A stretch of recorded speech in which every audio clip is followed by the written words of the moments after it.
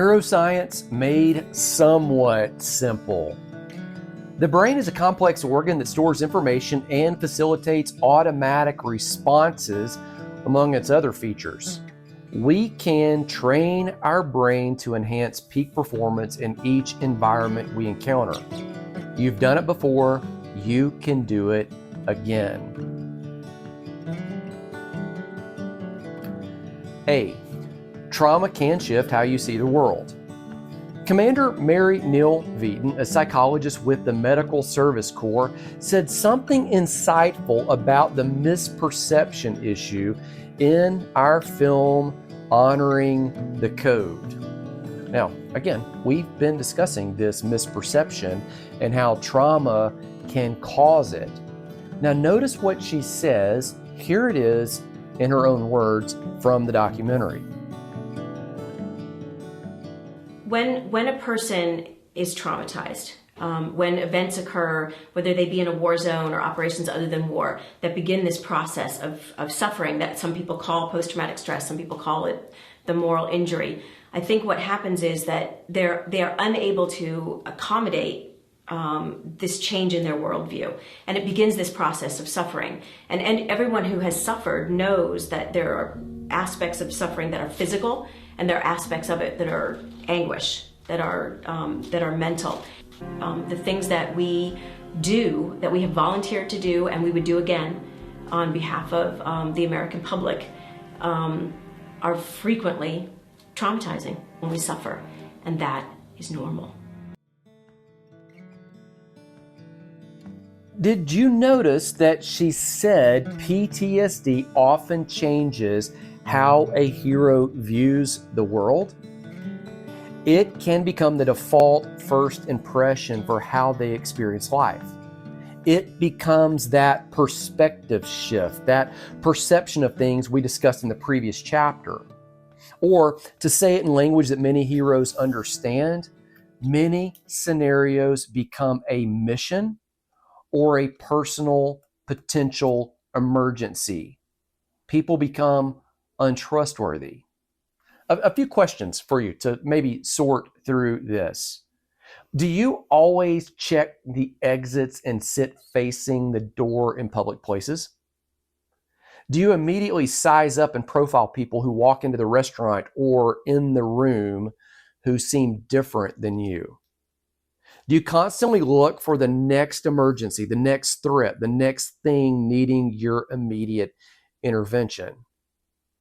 If you answered yes to any of those questions, just think about why that might be the case. Remember, these impressions, the perceptions, they can be right. Sometimes they absolutely are. They can also be wrong. And to be clear, I'm not suggesting that you must eliminate any of your behaviors. I'm only saying that you need to be aware of them. You can keep any of these that you would like that serve you and the people around you well.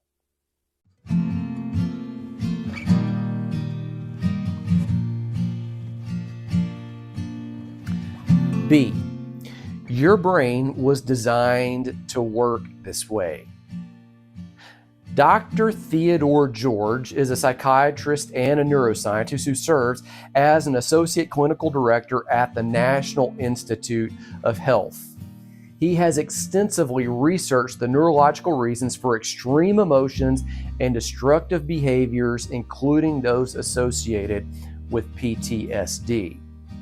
Now, over the next few pages, I'm going to insert multiple quotes of his from this great book that he has about how the brain works called Untangling the Mind. My wife Beth is going to read some of those quotes, but I want you to hear his voice. And so here is a clip from one of our films where he talks about how much energy it takes to run from your past instead of just turning and facing the issue. Here's his voice again from one of our documentaries.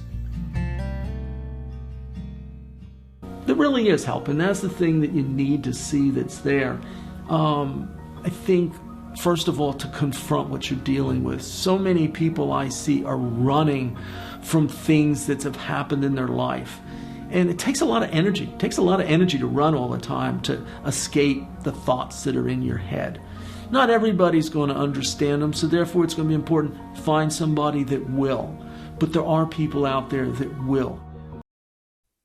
Now, I just wanted you to hear him, to attach the voice to what's going on here in the book.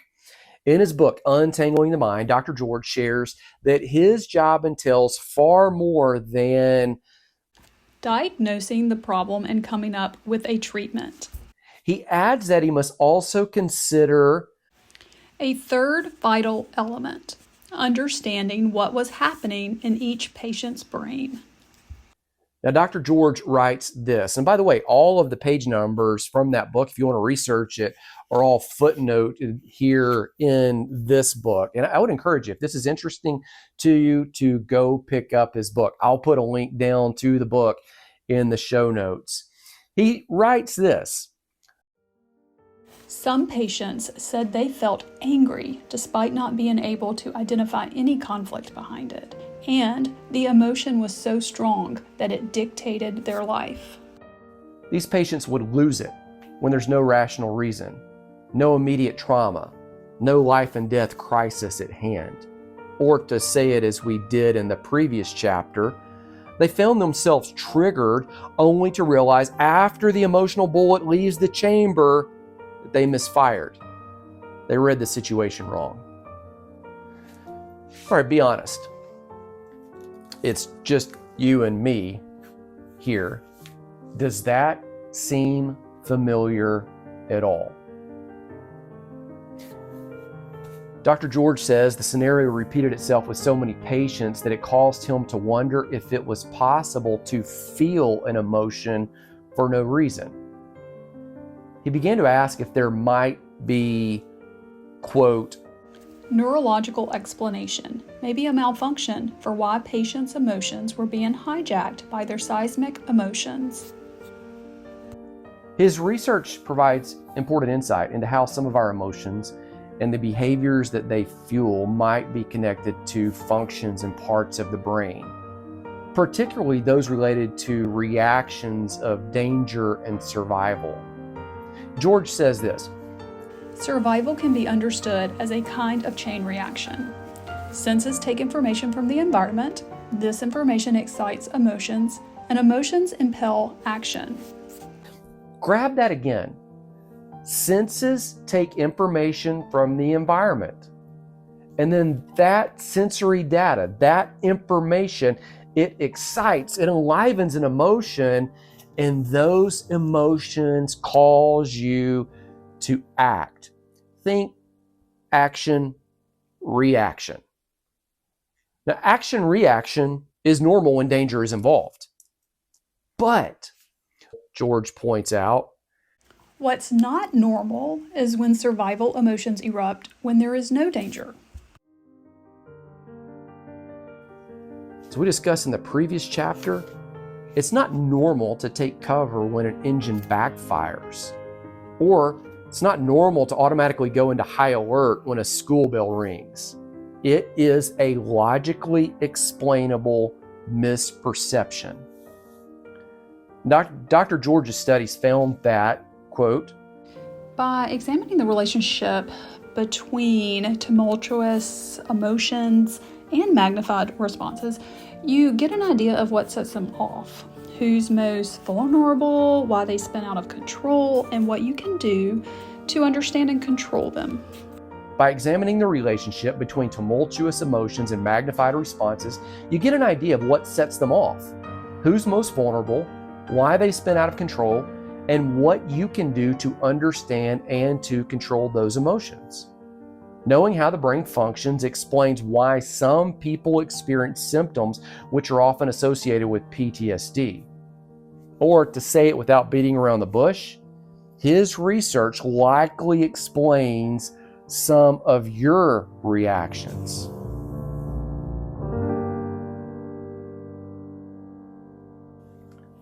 C, how the brain works. 4 key players. Even if you can't personally identify with what Dr. George is talking about, Perhaps you know someone who can, a family member, a battle buddy, someone in your unit, even a friend. For this reason, we need to go a little deeper into his findings. We need to know how the brain is involved in this process. Not just, oh, the brain does this, but what parts are in play and how exactly does it occur? This is going to be super helpful. George says 4 parts of the brain primarily handle such responses. The cortex, that's number 1. The amygdala, that's number 2. The thalamus, that's number 3. And the hippocampus, that's number 4. Now, here is how Dr. George describes the role that each of these 4 parts play. Number 1, the cortex. The cortex is the advanced part of the brain, controlling thought, intention, and action. The cortex normally acts as a brake on strong emotion by applying reason, explanation, and definitions. The cortex helps us logically understand problems and create solutions in ordered ways. You might think about it like this. You're using your cortex right now in overdrive to put all of these pieces together. If you're like I was the first few dozen times I read George's book, your cortex is feeling a bit fried in this moment. But just listen again. It'll all come together. Number 2, the amygdala.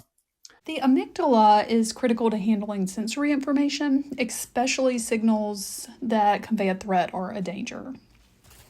Now, Dr. George, in his book, equates the amygdala to a bodyguard, actively reading the threatening sounds around us. It functions so fast that it registers possible danger before you are even aware of anything threatening. Relevant to PTSD is to understand, as we discussed in the previous chapter, that anytime you encounter something, all of the past sights and sounds or smells are stored somewhere in your memory bank, and they can just kind of come up when they need to. In the face of danger, the amygdala takes charge of the body's entire survival system. It can cause reactions like fighting or running away. Fighting or running away, fight or flight. As Dr. George puts it, when it comes to danger and fear processing, the amygdala is the boss.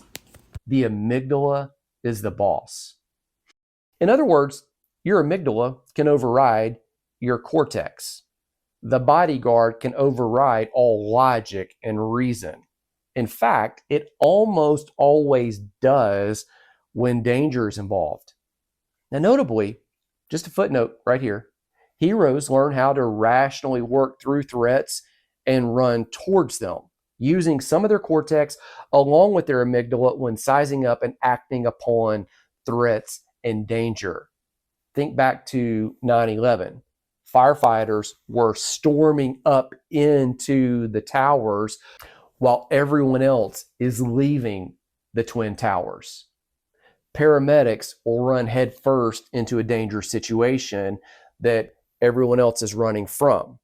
Police officers run towards the threat of the perpetrator, everyone else taking cover. Part 3, thalamus. Dr. George says this. The thalamus functions as a gateway for sensory information that is sent to the cortex and the amygdala. Now, this explains why experiences, especially elevated experiences, are often felt first. They're felt. You feel them before you logically maneuver your way through them. They're felt, and then your brain sends the needed information to the part best deemed to deal with it. So your thalamus is the gatekeeper. The thalamus feels it, and if a calculated, rational response is needed, it's a math test, something like that, the information goes to the cortex, to the logical part of the brain. If a quick reaction because of a threat is needed, the data travels to the amygdala. Number 4, the hippocampus. Notice what Dr. George says about the hippocampus. The hippocampus provides the amygdala with vital extra information. It shares memories, experiences, so that a threat can be given a context to determine how dangerous it really is. Here's another way to understand the hippocampus. A library of past experiences, including similar situations to what you're facing now, remains here, ready to flood the amygdala, ready to go to the big bodyguard, the boss, with any information that might prove helpful at an instant. A threat can be given a context to determine how dangerous it really is. This ever-growing bank of knowledge enables you to respond fast. You might have experienced this before. Many of the veterans and first responders, paramedics, others that I've spoken with say, I faced this situation and the training just kicked in. And you say, well, did you logically think about what you were going to do? No, the training just kicked in. I just knew what to do. That's what this is. You had a hippocampus full of a library of past experience that just flooded and rushed in, making you able to do what you do. That's important to see. All of these parts and players aren't bad. They're good. You were made fearfully and wonderfully made, is what Scripture says. God designed you intentionally on purpose. Sometimes things get out of whack, though, when we don't take time to walk through and to heal so that we can walk forward and make healthy, holistic decisions when we encounter the same circumstances again. I get it. That's a lot of detailed information that we just walked through.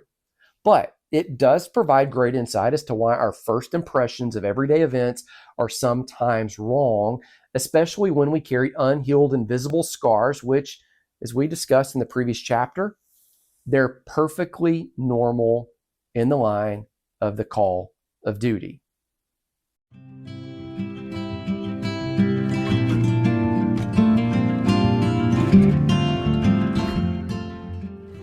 D, apply the science to everyday life. Well, now that we know the players, let's consider how they relate to trauma-informed responses. Imagine one of the following occurs.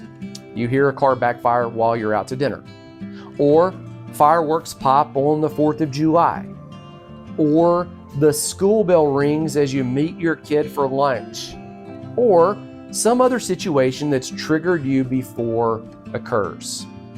In a perfect scenario, your thalamus, that's the third in Dr. George's list that we just walked through, that's the gatekeeper. The gatekeeper, the thalamus, should receive the sensory information and then send it to your cortex. That's the first in the list. It's the logical center, and it should help you respond rationally.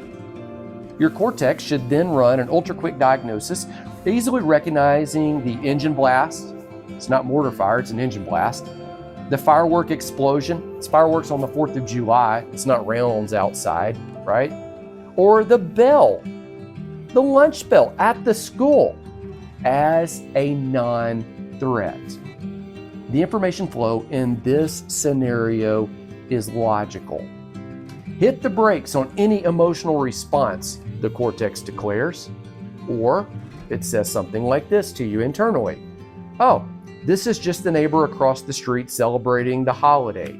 You're not under mortar fire. In fact, you're at home. There's never been any mortar rounds over here, ever. Or, it's time for class. That's the bell. It's time to wish your kid farewell. You'll see them at home after school and work. Now, sure, you might wince or you might feel some sort of unrest as your mind rapidly sorts through this data, but you never lose it. You don't come apart. In a perfect scenario, the situation should unfold as if it's nothing more than a little 8th grade algebra equation. This plus that equals whatever the reality truly was and is. Now think about those situations in light of the brain science you now know, though. What do you think might happen if the sensory information is, instead of being routed to the cortex, to the logical center, instead it's rushed to the amygdala? That's the second on our list.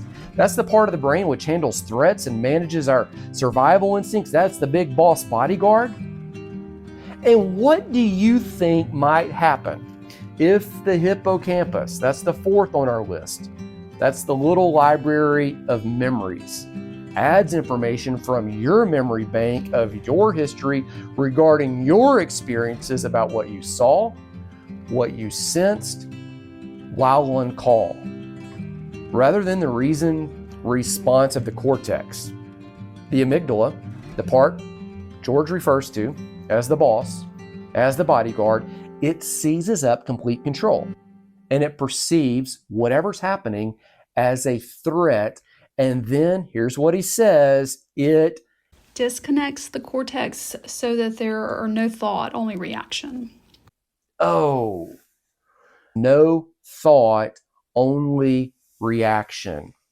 Think back to what we learned in the previous chapter about the brain filing all of your memories along with the associated sights and sounds and smells. You've likely experienced this before.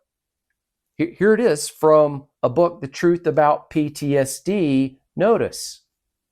If triggered, our body immediately goes back to the settings of that day. Heart rate, adrenaline, vision, audio exclusion, hypervigilance, etc. Everything shifts at warp speed.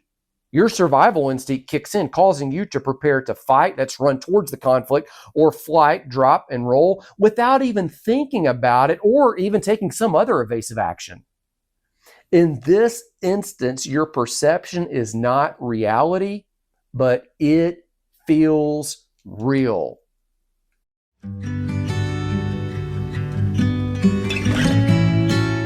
People standing by, everyday people who do not share your experiences and don't have the backlog of data stored in their hippocampus that you absolutely need. Now catch that. All this data that you certainly affirmatively need in order to do your job well, those people exhibit little or no reaction.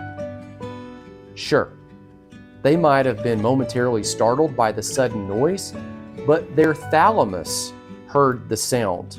The gatekeeper thalamus heard the sound. It sent the data to the cortex, and then the rational cortex informed them, no threat, just go on with your day.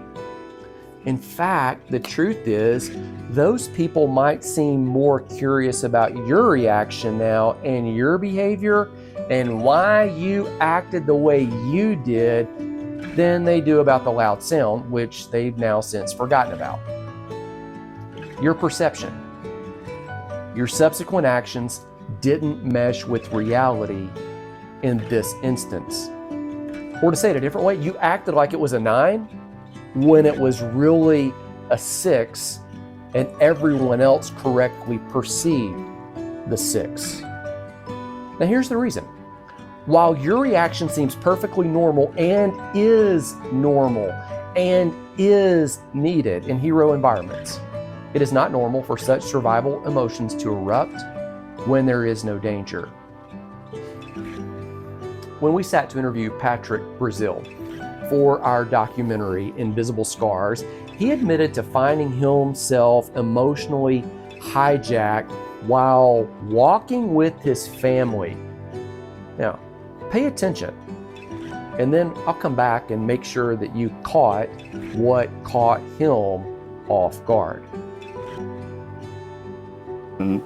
Just kind of being shell-shocked and on constant alert, and then when I went back home, just I'd wake up in the middle of the night, or someone was walking down the hall, wake up in the middle of the night hollering and thinking it was somebody or something, and trying to make noise and racket and go after them, and then when I come to, it's, back in America. So it was really tough when I first got back. I remember when my family came out to visit with me, where I was stationed at, we were walking around in the state park, and like a huge pine cone fell out of the tree and made a huge noise, and I freaked out. I was like, whoa, just real alert, because For some reason, it just kind of triggered something.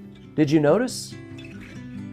The sound that threw him over the edge was a pine cone.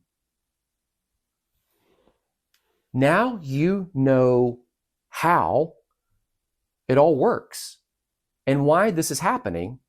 Let's talk about in the next section of this chapter how to rewire it and retrain the brain to work in the other direction.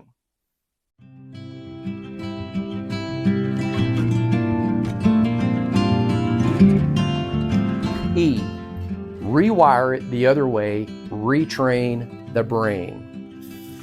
Now here's the good news.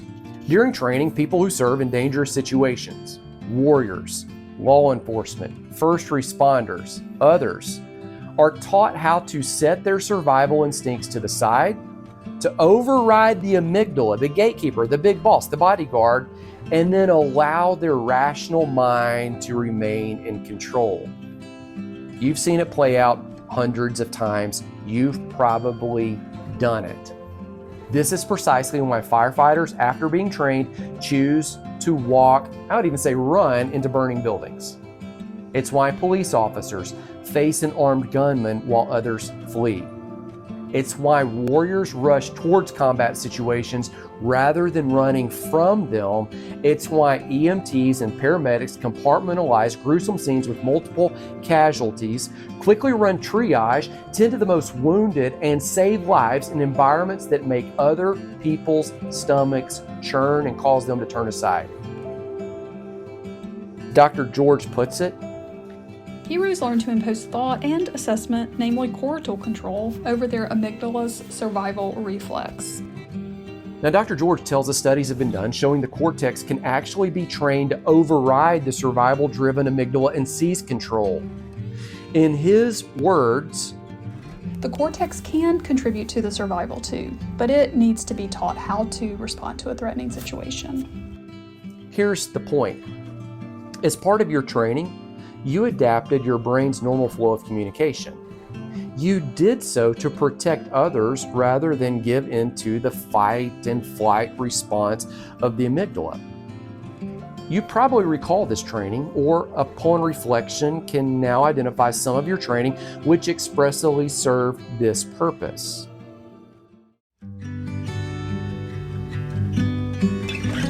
Rewire the brain. A well-beaten path is easy to travel, whether you're walking a trail through the woods or traveling thoughts across neurotransmitters. During their training, heroes learn to bypass the default seek personal safety path most humans maintain throughout their lives. Heroes, by necessity, run towards danger instead of running away from it. It's a requirement to do the job well and is one of the factors that makes them successful saving lives. Because of this, however, heroes often see danger when no danger is present. They often see threats where threats don't exist. They might need to create new, more useful paths for their thoughts to travel, especially as they learn to handle triggers. Note, heroes get to the previous point of thought through repetition. They must create the new pathways in the same way by rote training. This means the work must be intentional. Furthermore, rewiring the brain often requires additional emotion and mental energy, like, for example, cutting a new trail through the woods versus walking along an old path, even when the well-worn road no longer serves you nor takes you where you want to go. It's normal, especially when stressed, to automatically default to the path of least resistance, to revert back to your training and experiences.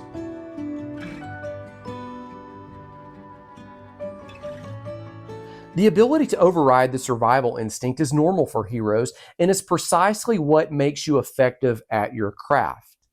It's also how the people you serve want and desperately need you to be able to respond.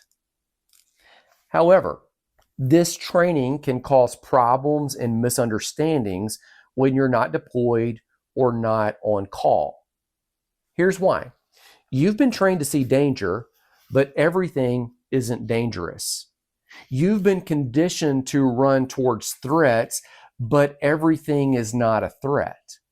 In other words, you need to rewire your brain back the other way, To live in a world which recognizes fireworks and engines and bells and other triggers as what they are and nothing more. Now, in the terms and definitions section at the beginning of this book, we talk about peak performance.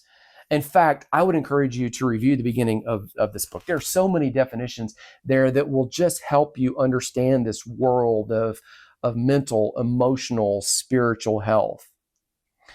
Peak performance is important for you. In fact, I've asked my friend Mike, who trains peak performers, Navy SEALs and Green Berets, to read the definition that we put together for the book.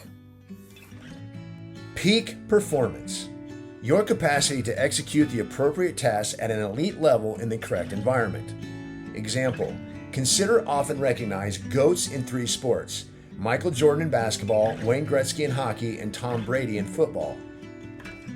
Ponder what might occur if Jordan was placed on the ice, Gretzky dropped behind center, and Brady was invited to the free-throw line. In the mid-1990s, Michael Jordan changed sports and demonstrated that not even he could be the Michael Jordan of baseball. Heroes perform in the right place as a result of their bravery and their training. This combo makes them extremely effective at their job. But heroes must recognize that the battlefield, the burning house, and the beat patrol are not Little League games, ordinary events such as enjoying a night with your spouse or even going on family vacation. Heroes must learn to perform at optimal levels in these environments too, by recognizing the same skills and approaches that work in hero environments most often fail or fatigue quickly in non-hero environments. You see, heroes perform in the right place as a result of their bravery and their training. And that combination, the bravery and the training, makes them extremely effective at the job. To be clear, your training and the backlog of information in your brain, as well as how your brain works, make you awesome. Incredible. I mean, what you're able to do to serve people at a high capacity, it's amazing. But I know you knew there was what's the catch? To thrive long term and achieve peak performance in non-hero environments, all heroes must recognize, as we just heard, the battlefield, the burning house, and the beat or the patrol are not Little League games. They are not ordinary events such as enjoying a night with your spouse or even going on a family vacation.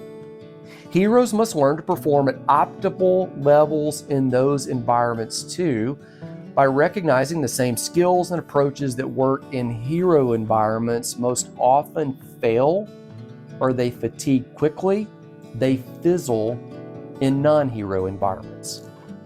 So, in the next chapter, now that you understand brain science, right?